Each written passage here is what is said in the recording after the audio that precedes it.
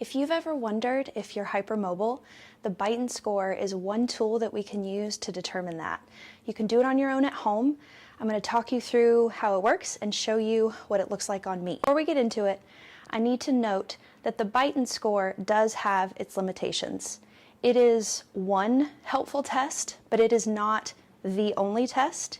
And if you suspect that you're hypermobile, but you don't get a high score on the Beighton score or the Beighton test, don't let that stop you from pursuing further information about whether you have hypermobility.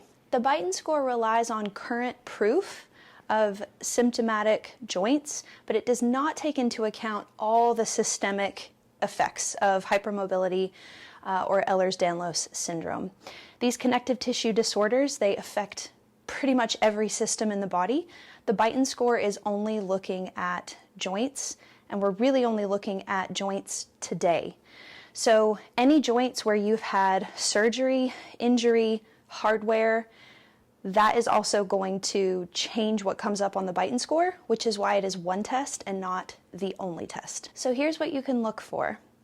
If your thumb can go to your forearm on both sides, if your pinky can bend back 90 degrees or more on both sides, if your elbow goes backwards like this, 10 degrees or more. So non-hypermobile people, their elbow straight will look like this.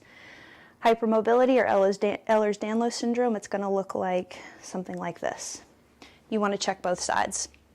We want to check the knees. If the knees also go backwards 10 degrees or more. So you can see how my legs sort of look bowed backwards. And then we're also going to check if you can stand flat-footed, legs straight, and easily palm the floor. If you find that any of these are true for you on one or both sides, I would advocate for investigating whether you have hypermobility spectrum disorder, HSD, or Ehlers-Danlos syndrome, EDS. I will put some resources in the caption below for further investigation.